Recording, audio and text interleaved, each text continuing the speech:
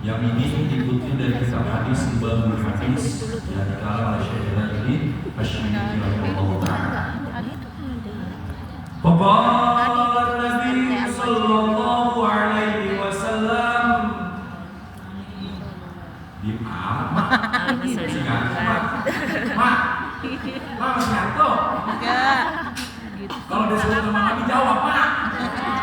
Faqala Nabi sallallahu alaihi wasallam. Allahumma shalli alaihi. Pak. Faqala Nabi sallallahu alaihi wasallam. Allahumma shalli wa sallim wa barik alaihi. Ya Ibnu Mas'ud. Hadis ini disampaikan oleh Sayyidina Ibnu Mas'ud atau nasihat Rasulullah kepada Sayyidina Ibnu Mas'ud. Siapa Sayyidina Ibnu Mas'ud? Sayyidina Ibnu Mas'ud itu adalah sahabat Nabi. Kalau beliau dikatakan beliau salah satu orang yang paling dekat dengan Rasulullah. Bahkan beliau itu Sayyidina Ibnu Mas'ud itu adalah kalau sekarang apa? Dulu itu beliau yang khidmat, bahasa kita khidmat. Atau kalau anak pesantren bilang nabi. Kalau kita bilang di pesantren bahasanya khidmat. Jadi beliau ini salah satu yang khidmat sama Rasulullah. Kalau ibu nggak tahu khidmat, intinya beliau yang membantu Rasulullah. Kalau masih nggak tahu membantu Rasulullah, beliau itu pembantunya Rasulullah. Jadi beliau itu yang menjagain Rasulullah, beliau yang membangun Rasulullah, beliau yang setia dengan Rasulullah. Nah, hadis ini disampaikan kepada beliau tentang nasihat keutamaan di dalam bermajelis. Ya Ibnu Mas'ud, wahai Ibnu Mas'ud, julusuka sa'atan, dudukmu sesaat. Nah, ini yang ditulis hadisnya, Mak, tulis. Tulis. Hadisnya ditulis hadisnya. Ini. Saya bahasa Arab Indonesia. Ada asisten. Julusuka sa'atan, dudukmu sesaat.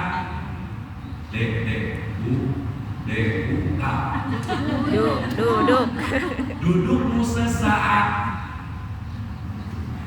Dudukmu sesaat fi halaqatil alim, atau bahasanya fi majlisil alim atau fi majlisil ilmi. Dudukmu sesaat di majelis ilmu, kata Rasulullah. Julusuka sa'atan, dudukmu sesaat fi majlisil ilmi, di majelis ilmu, fi halaqatil alim, di dalam lingkarannya seorang guru. Nah, ini namanya ngaji begini, Bunda. Ngaji itu seperti ini. Duduk bersama, ada gurunya. Nah, ini sesuai dengan sabda Rasulullah SAW yang dikatakan majelis ilmu itu adalah ada yang membimbingnya. Makanya di sini ada ketua majelis, ada dewan guru. Itu baru namanya majelis. Kalau yang ada arisan gimana Ustaz? Bukan majelis itu namanya. Itu silaturahmi. Nah, kalau yang dikatakan majelis itu adalah apa? Fi halaqatil alim, di dalam lingkaran seorang guru. La tamassu, engkau tidak menyentuh. La tamassu, engkau tidak menyentuh qalaman, akan pulpen. Wala taktubu, dan engkau juga tidak menulis. Membingung ya? Sama saya juga bingung.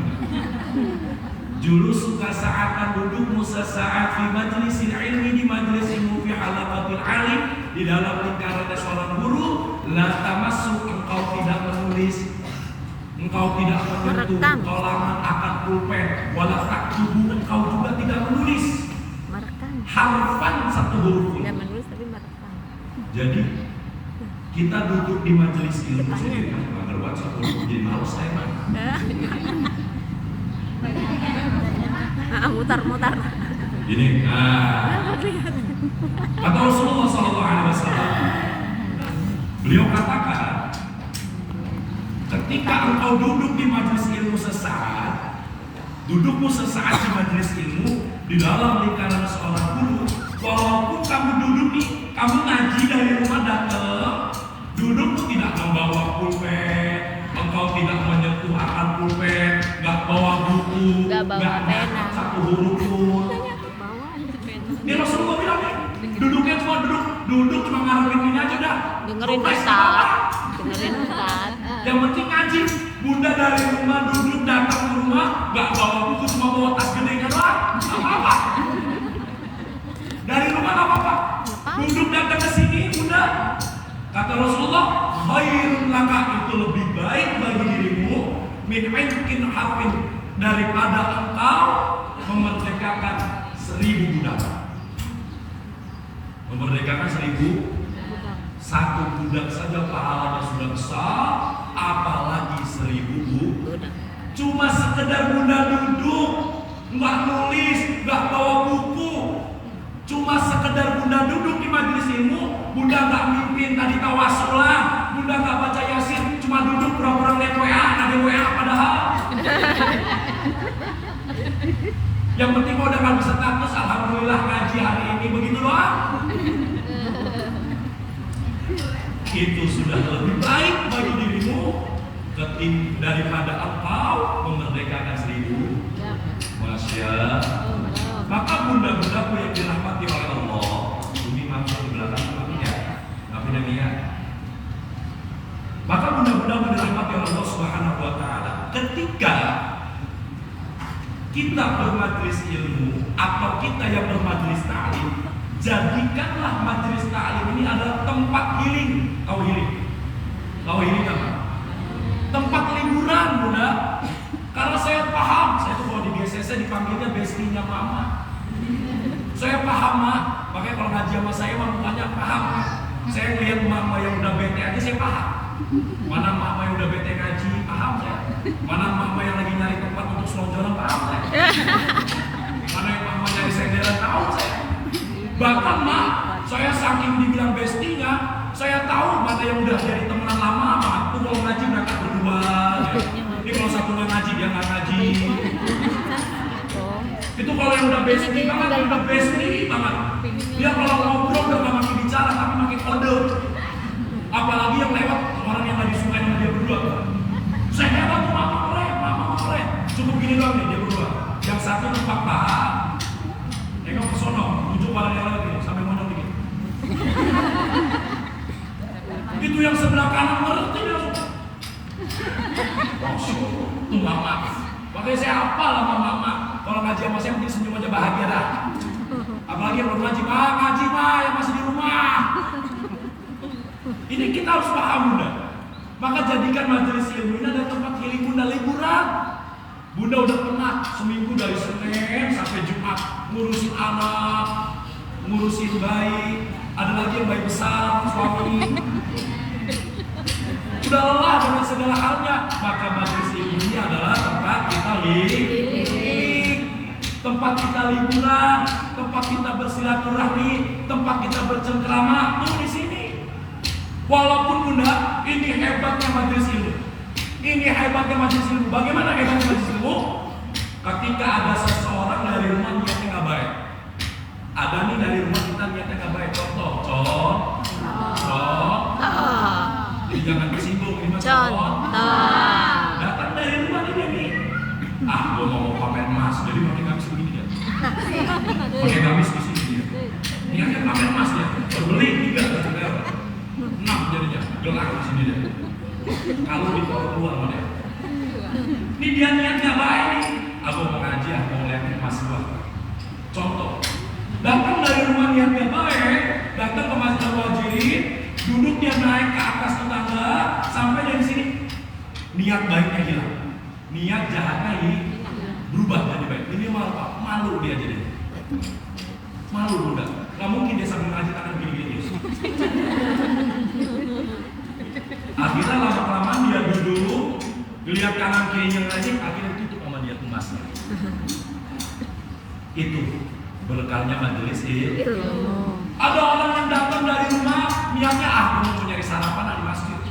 Kan dapat snack di sini. Niatnya datang dari rumah, niatnya mau nyari sarapan, datang ke masjid, duduk di masjid, mau nggak mau dia mengikuti segala sesuatu kegiatannya nanti. Nggak mungkin orang lagi baca yasin dia makan sore-sore juga. Pasti dia mengikuti kegiatan yang ada. Setelah baru selesai baru dia makan. Ini hebatnya majelis ini. sesuatu yang tidak baik berubah menjadi baik. Maka majelis ini adalah bengkel, Bunda.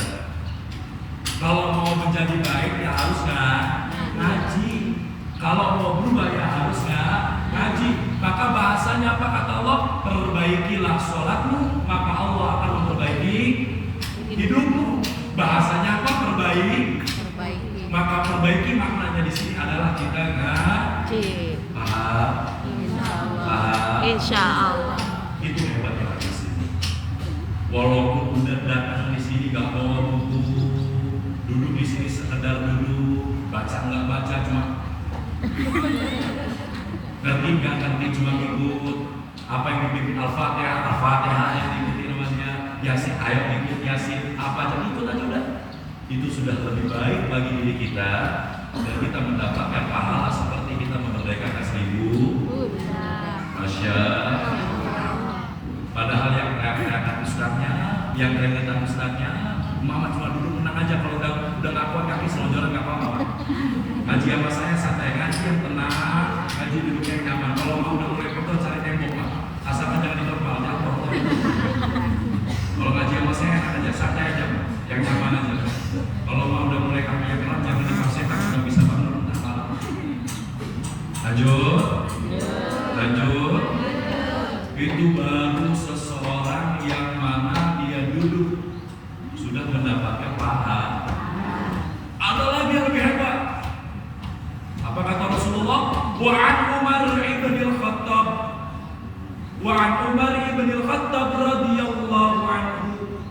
Dari Sayyidina Umar ibn al-Khattab radhiyallahu anhu, semoga Allah meridhai siapa Sayyidina Umar.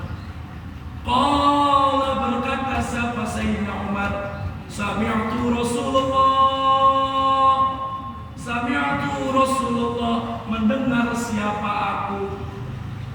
Rasulullah, siapa Rasulullah? Yaqulu, bersabda, siapa baginda Nabi Muhammad sallallahu alaihi wasallam. Jadi Sayyidina Umar berkata, beliau pernah mendengar Rasulullah bersabda. Apa sabdanya? Man masya, siapa orang yang berjalan. Man masya, siapa orang yang berjalan ila khalaqatil alim, menuju lingkarannya seseorang guru, seseorang alim. Jadi man masya, siapa orang yang berjalan dari rumahnya menuju tempat pengajian kepada gurunya Rasulullah, kana lahu, maka bagi dirinya akan mendapatkan, kana lahu, maka dirinya akan mendapatkan apa? Bikulli khutwatin, setiap langkahnya.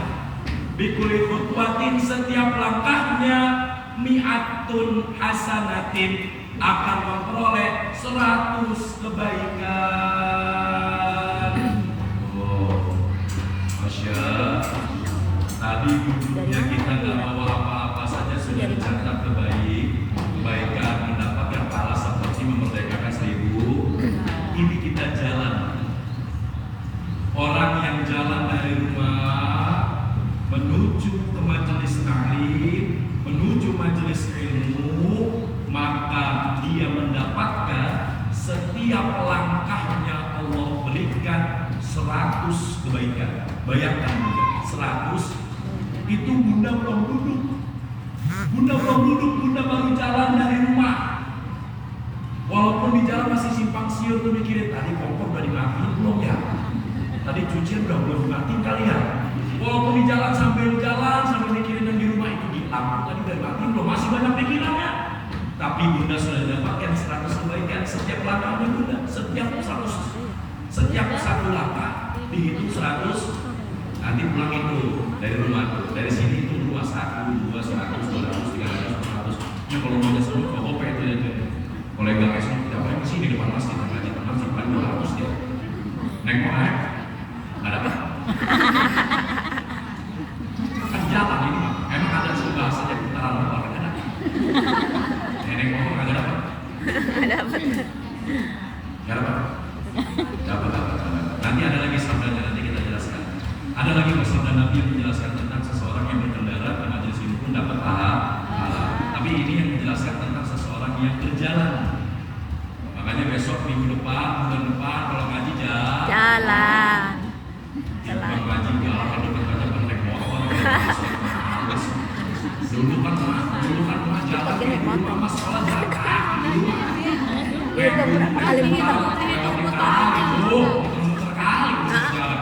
Ini tiba gede main motor baik. Udah naik motor sen kagak dinyalain kalau belok. Sekalian dinyalain rumah dimatiin aja dah.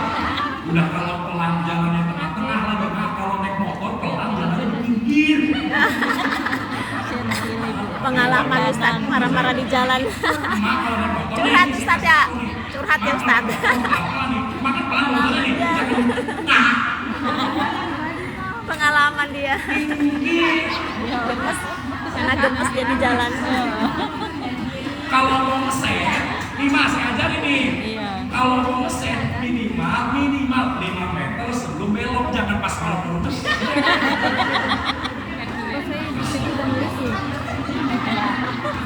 Jangan pas belok baru ngeset, jangan. 5 meter nih minimal. Kalau bagus-bagusnya 10 meter. Nah, kalau mau belok ke kanan, jangan dari kiri. Udah dari jauh ini udah ngambil ke kanan. Jangan dari kiri begini. Enggak Ustaz. Soalnya sama korban, udah sudah jadi korban Kanan belok kiri. Tidak semua. Sekarang kalau mau belok ke kanan, mana misalkan mau belok ke kanan nih dari sono nih, mau masuk ke sini. Emang suka ada yang begitu, motong langsung. Jaraknya 20 meter, 10 meter mau dari tengah-tengah Iya. ngeset. Jangan dari kiri langsung begini ya. Kaget. Udah ditabrak mobil nggak salah jalan. Kalah lagi sama kalah. Ya semua mak-mak. Mereka paham ya? Saya tahu kenapa nggak punya SIM. Aku tahu. Nggak punya udah. Nggak. Kalau punya mah mati. Bisa. Kalau nyari saya begini mah mati saya nih, pencet tengahnya, pencet tuh begini nih. Jangan nyala baik, set. Yang mati mah nyala ke kanan nih, mati tekan kanan, kiri mah tahu nih ini kanan. Ya. Kiri, kanan, kiri, jangan belok kanan ambil kiri, saya Setelah pokoknya mau merdeka. Ya. Merdeka. Penting mama ngaji. Penting ngaji. Nanti menjadi saksi. Saksi untuk orang. Ini bahasa Rasulullah jalan udah. Jika yang tadi jalan kaki ada yang jalan kaki coba katakan jalan kaki dari rumah. Wow. Nanti pulang itu dari masjid. Berapa langkah? Dari sini itu 100, 200, 300, 400, udah sampai 1 bagi saya. Kalau saya juga ada pahala kan saya Iya, sama. ini bunda ini dapat pahalanya Masya Allah 100 kebaikan setiap lah. Rugi apa tidak? Tidak ada kerugian orang yang datang ke majelis ini. Tidak ada satupun kerugian orang yang datang ke majelis ini.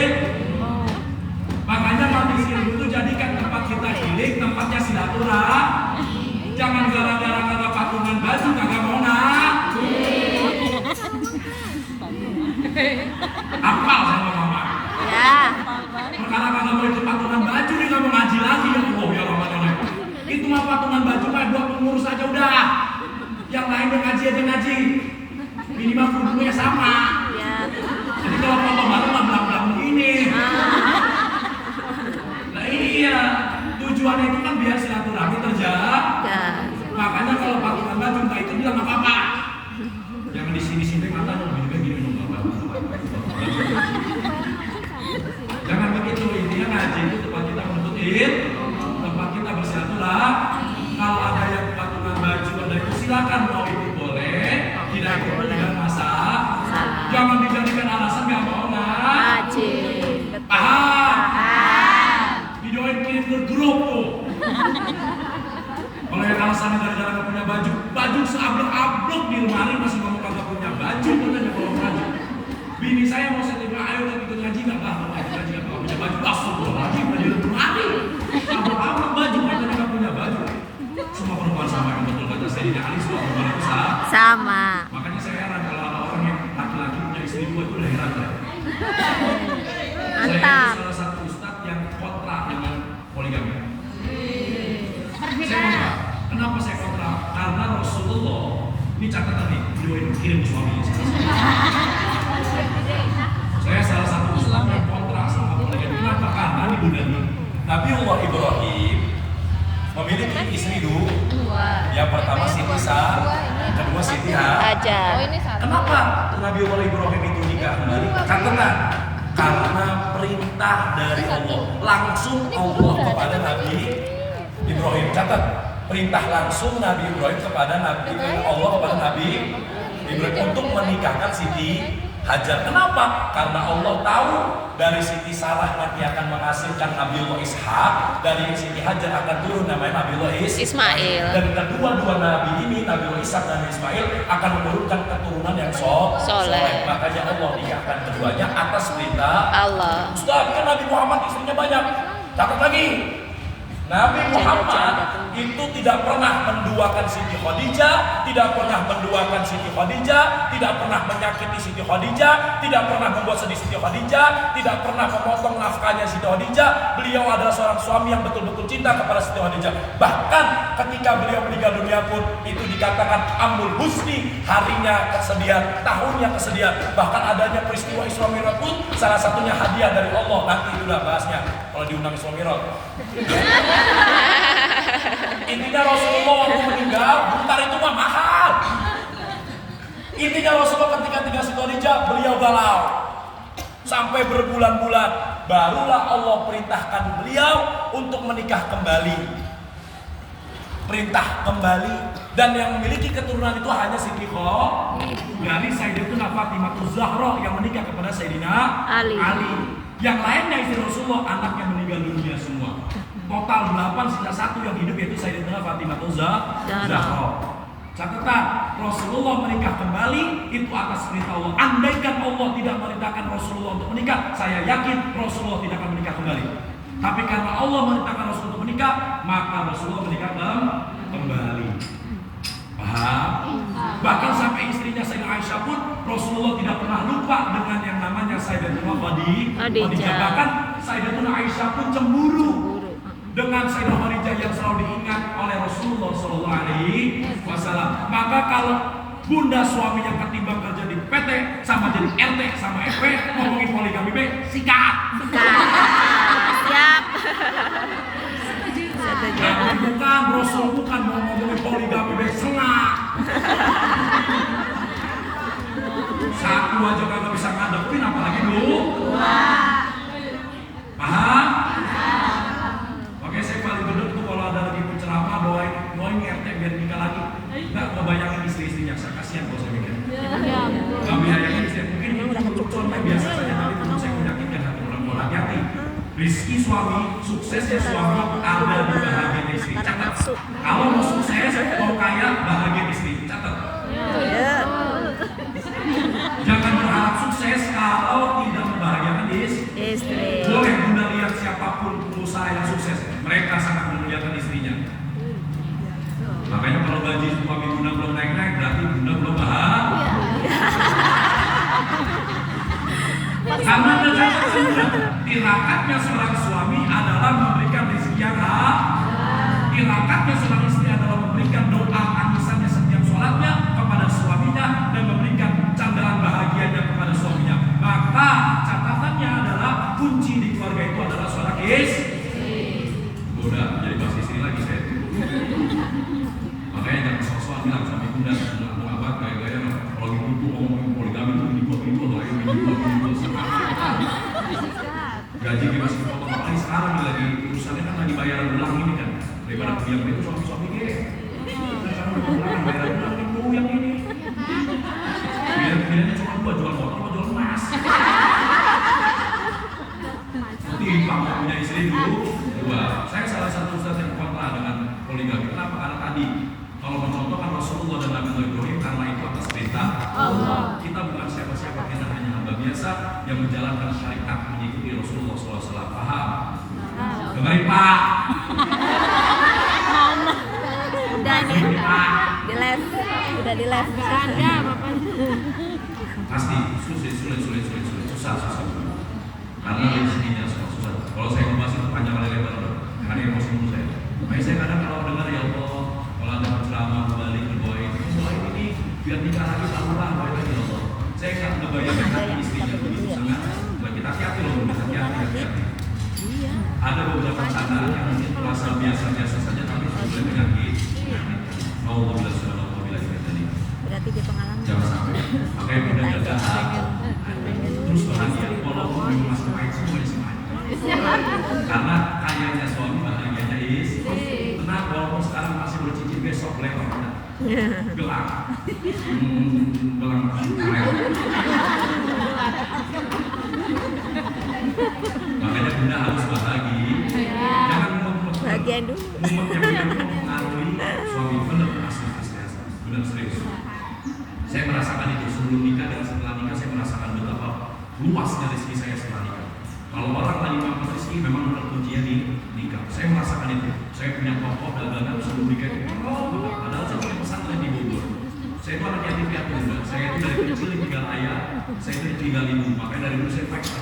Tidak ditinggalkan warisan, tapi saya berjalan di pesantren, saya di yayasan, saya di agama, saya keluar dari pesantren, saya belajar dengan segala halnya, saya bangun pokok, dan saya tidak mengharapkan sedikit pun dalam dakwah saya. Saya dakwah tidak punya budget, tanya pun sama Ustaz Jamal sama yang mengenal saya. Saya tidak pernah budget. Kalau saya mau budget, otomatis motor saya pakai ekstran bid.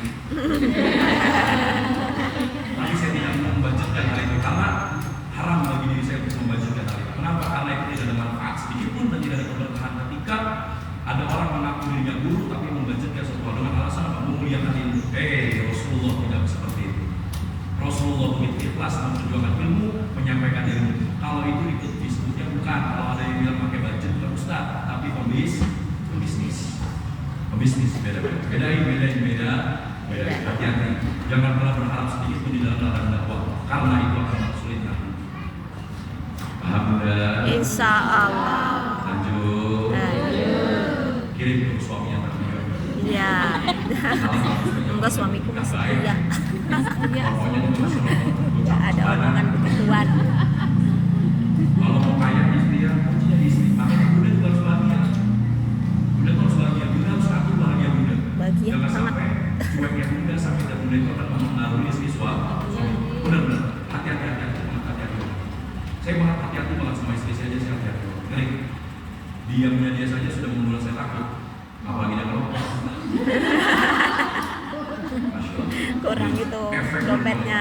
Makanya doa mustajab saya sudah merasakan betapa mustajabnya doa seorang perempuan, baik seorang ibu maupun seorang istri. Itu tidak ada sikrok halal sedikit. Makanya bunda hati-hati kalau mengucap.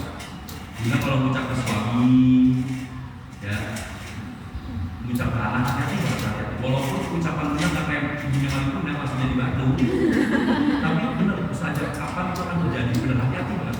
Saya sudah ngerasain hal itu. Saya sudah merasakan betapa mustajabnya doa seorang perempuan. Hati-hati. Makanya kalau lagi cerita suami, suami rumah baik, suami itu pelit, hati-hati. Jangan salahin suami kalau suami pelit. Siapa yang ngomong pelit? Aku. Kalau suami pelit berarti doanya seorang istri. Makanya bilang suami saya juga baik. Jangan pernah ngomong suami itu pelit. Hati-hati. Makanya kalau suami udah pelit, punya duit disimpan baik, terus salahin bunda kenapa suka ngedoain suami pelit. Apalagi menceritakan keburukan suami, apalagi membanding-bandingkan suami. Hati-hati. Itu akan jadi buruk hebat kembali ke bunda. Jangan hati. Makanya inilah gunanya kita ngaji. Di dalam majelis ini harus ada perubahan. Salah satunya apa? Akhlak dan adab dalam kehidupan. Paham lagi? Faidah jalasa. Lalu apabila seseorang itu duduk indahu di dekat seseorang guru. Nah, seperti ini. Tadi kan berjalan. Lalu setelah itu Rasul lanjutkan dari siapa? Faidah jalasa. Lalu apabila seseorang itu duduk indahu di dekat seorang guru. Nah, seperti ini. Ini contohnya. Ini teori, ini praktek. Yang saya sampaikan teori ini prakteknya. Bunda duduk di dekat seorang guru. Wastama'a dan mendengarkan ma'yakulu dari apa yang diucapkan oleh seorang guru. Kana lahu maka bagi dirinya akan mendapatkan di kulli kalimatin, di setiap kalimat yang diucapkan oleh gurunya, hasanatun, satu kebaikan. Orang yang datang dari rumah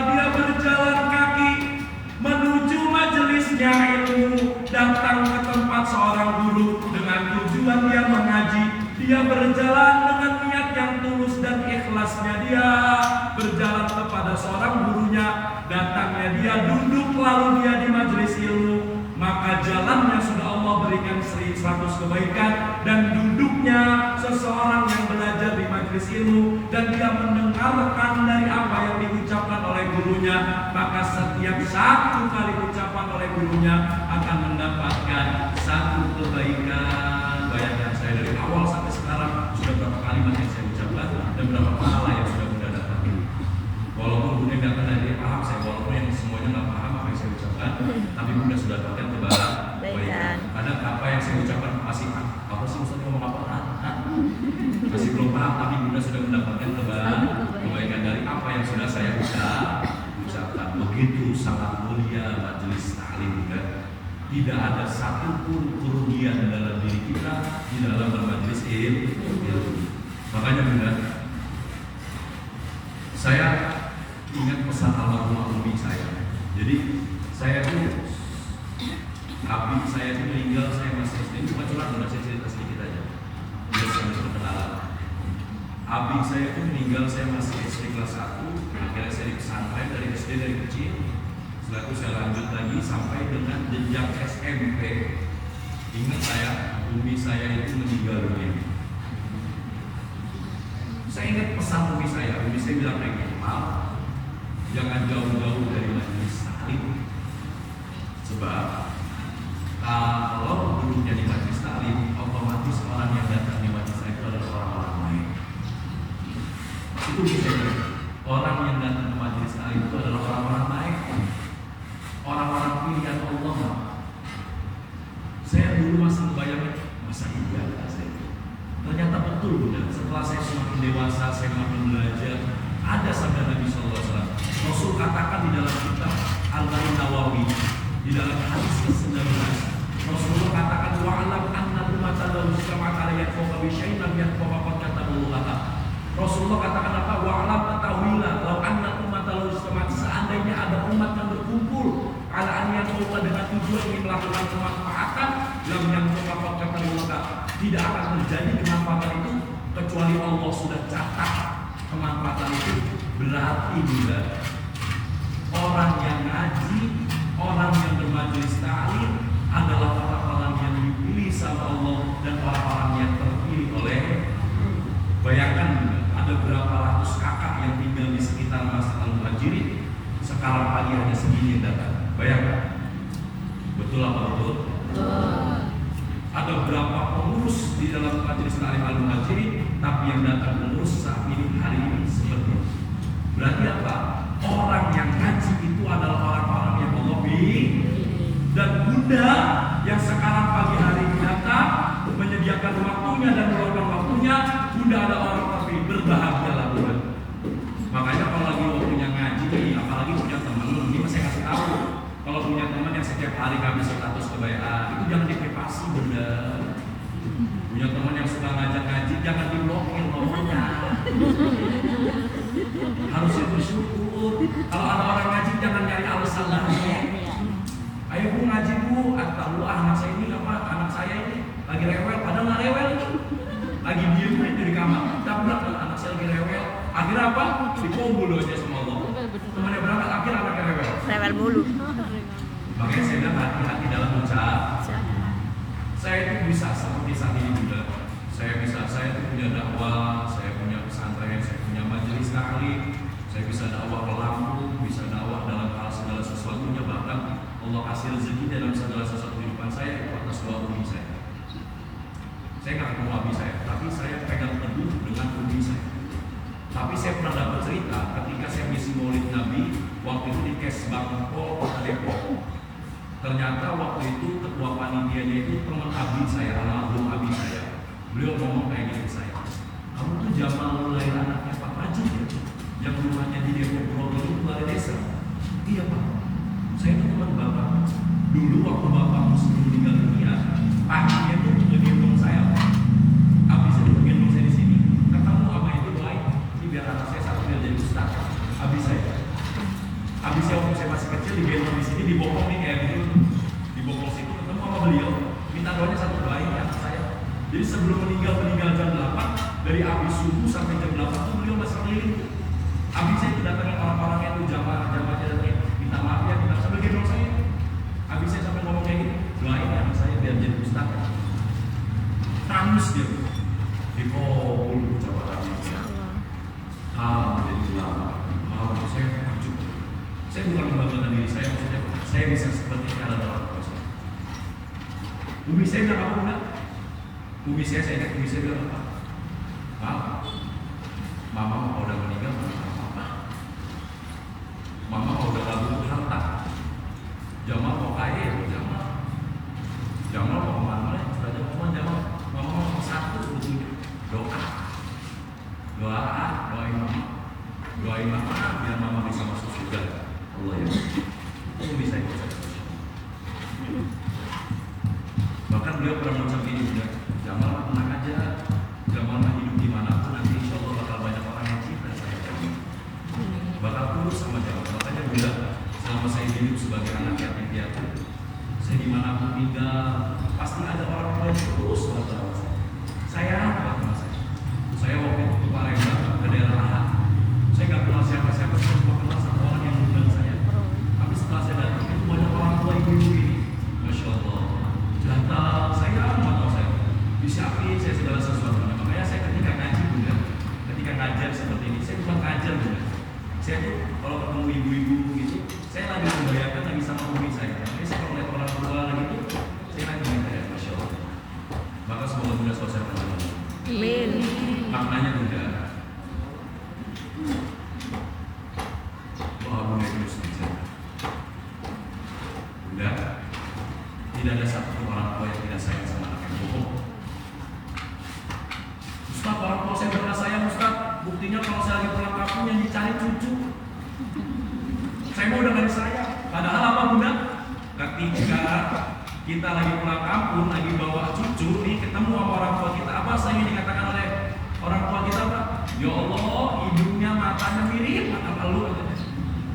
Berarti apa bunda? Ketika orang tua kita lagi gendong anak kita, mereka bukan lagi membayangkan cucunya, tapi membayangkan masa kecil kita. Karena saya pernah ketemu orang tua, dia ngomong apa? Nenek ngomong sama saya, Ustaz, saya tuh kalau saya sama cucu tuh, karena saya ngebalas Ustaz, dulu saya waktu masih saya jadi orang tua anak saya belum bisa kayak gitu Ustaz. Saya nggak bisa kayak gitu. Makanya kasih sayang anak saya itu sama saya kurang, makanya saya nggak apa-apa dah, anak saya kurang sayang sama saya. Makanya anak saya mau apa Ustaz sama saya. Wajar Ustaz, dulu saya waktu masih mudanya, saya tinggal dia, saya merantau buat cari duit buat dia tuh. Nggak ada satu orang tua sama saya. Kalau bukan karena keadaan, nggak mungkin mereka merantau. Baik kalau saya ketemu orang tua, katanya orang tua saya nggak sayang Ustaz. Orang tua saya dulu di rumah sama nenek saya. Orang tua saya mau merantau pergi jauh. Padahal orang tua kita merantau itu buat hidup kita. Tidak ada satu orang tua yang tidak sayang. Semua sayang. Mana buktinya? Buktinya kita kalau lagi pulang kampung bunda, mobil yang tadinya bersih, kalau kita mau pulang ke Cikarang, apa bayar dimasukin? Segala alat-alat, pisang. Bahasanya apa? Bawa di Cikarang kan kagak ada. Yo pisang di Cikarang kagak ada. Banyak. Segala singkong dimasukin, talem dimasukin. Alasannya apa? Pak, buat makan di jalan, ya Allah mentah. Gitu lah orang tua kita sayang. Maka bunda, sering kita pasti bunda mendengar bahasa seperti ini. Nanti kamu akan merasakan. Sederhana ucapannya ya. Sederhana ya. Bunda pernah nggak dengar ucapan dari orang tua bunda? Nanti kamu akan merasakan. Tetangga tuh yang masih berasa apa jajan kan udah gak ada orang tua laki kan udah ngikut ke sini deh. Jadi masih ada masih. Makanya bunda bersyukur kalau masih ada orang tuanya. Ada yang saudara masih ayam. Kita sebenarnya dipisah dulu. Saya kalau lagi lebaran, makanya saya kalau lagi lebaran itu udah sebelum nikah. Iya dikasih beda. Bukti sayang mereka. Sholat id, saya nggak sengaja jauh ke SD, Tangerang Selatan, saya ke Pamulang. Karena saya Allah kadang kalau lagi lebaran saya nggak pegang HP. Kadang lihatnya ya Allah, yang naik pada kebawahan. Saya mau cuma lihat nama di atas batu nisan. Sekarang bunda sudah jadi orang tua. Bunda sekarang sudah jadi orang tua. Anak bunda butuh doa. Ustaz, anak saya bandel bunda. Tidak ada satu anak yang nakal. Mereka juga tulus cinta sama Bunda. Mereka butuh doa Bunda. Tidak ada satupun kesuksesan seorang anak tanpa doa. Ya Nabi salam alaika, Ya Rasul salam salam alaika, Ya Habib salam alaika, salawatullah alaika, Ya Nabi salam alaika, Ya Rasul salam salam alaika, Ya Habib salam alaika, salawatullah alaika. Kita belajar doa Bunda. Nanti ketika saya bilang khususnya ilaluki wajah saji, sebutkan orang-orang yang masih ada, khusus Bunda, sebutkan nama anak-anak Bunda. Doakan mereka, mereka butuh doa. Wa qadil karim wa qadil rahim, a'udzu billahi minasyaitonir rajim. Bismillahirrahmanirrahim. Alhamdulillahi rabbil alamin. Hamdan yuwafi ni'amahu wa yukafi mazidah. Ya Rabbana wa lakal hamdu wa lakal syukru kama yanbaghi li jalali wajhika wa 'azimi sultanik. Allahumma shalli wa sallim ala sayyidina Muhammadin fil awwalin, wa shalli wa sallim ala sayyidina Muhammadin fil akhirin, wa shalli wa sallim ala sayyidina Muhammadin hatta tatallahu 'alaihi wa anta khairul warisin. Allahumma nas'aluka lana tawfiqan ya lana wa lana wa salam wa amalana wa rashada qaidana. Allahumma inna nas'aluka al-hidayah, Allahumma inna nas'aluka al-hidayah wa rahmah was-sakinah wal 'afiyah was-salam wal barakah wal barakah wa hifdz wa yawmika wal istiqamah ila mujibati adama fil qalbi wal nafs wal ruh. Khususan ila ruhi wal jasadi. Bunda, sebutkan nama anak-anak Bunda. Doakan mereka. Ridhoi mereka. Iringi hidup mereka dengan doa Bunda. Bunda, yang harus kita sadari, anak yang dulu sangat mudah harap-harapan, yang hidup bersama 9 bulan lebih lamanya bersama Bunda di rahim Bunda. Bunda harus sadar, mereka sekarang sudah lahir Bunda. Anak yang dulu Bunda terima, Bunda gendong, sekarang mereka sudah bisa berjalan Bunda. Anak yang dulu Bunda tuntun kemana saja, sekarang mereka sudah bisa berlari tanpa Bunda tuntun. Bunda, anak yang dulu Bunda bawa kemana pun Bunda pergi, sekarang mereka sudah bisa berpergian sendiri Bunda. Doakan mereka Bunda. Mereka butuh doa Bunda. Mereka butuh doa Bunda dalam ini jalan kehidupan Bunda. Doakan mereka Bunda. Sampaikan Bunda sama Allah. Sekeras-kerasnya mereka tetap rahim Bunda. Mereka tetap dari daging Bunda. Mereka tetap dari darah Bunda. Mereka tetap dari hasil perjuangan yang Bunda relakan nyawa Bunda agar mereka lahir di dunia ini. Doakan mereka Bunda. Mereka yang lupa dengan Bunda adalah dulunya mereka yang selalu ingat dengan Bunda. Bunda, anak yang dulu setiap nangis menyembah Bunda, sekarang mereka sudah bisa menyimpan kesedihannya sendiri. Bunda, anak yang dulu Bunda selalu ketika ada suatu masalah pasti Bunda bela, sekarang mereka sudah bisa membela diri mereka sendiri. Doakan mereka Bunda. Tidak ada satu kesuksesan seorang anak tanpa ridho orang tuanya, tanpa ridho uminya, tanpa ridho pabinya. Maka iringi mereka Bunda, ridhoi mereka Bunda, agar mereka bisa menempuh jalan mereka sendiri di dalam kesuksesan yang Allah ridhoi, dalam ridhonya orang tua mereka. Ya Allah, ya Rabbana, hab lana min azwajina wa dzurriyyatina qurrata a'yun waj'alna lil muttaqina imama.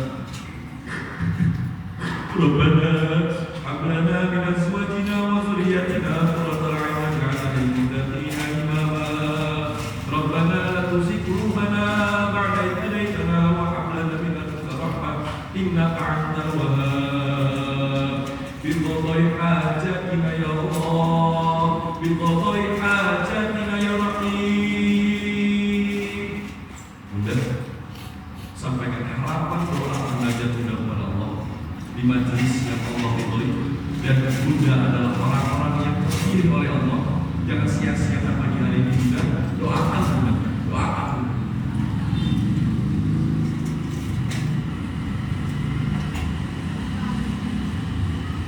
Rabbana zalamna anfusana wa illam taghfir lana wa tarhamna lanakunanna minal khasirin. Rabbana atina fid dunya hasanah wa fil akhirati hasanah wa qina adzabannar wa qina adzabannar. Wa sallallahu ala sayyidina Muhammadin nabiyyi wa ala alihi wa sallam. Alhamdulillahi rabbil alamin. Alhamdulillah.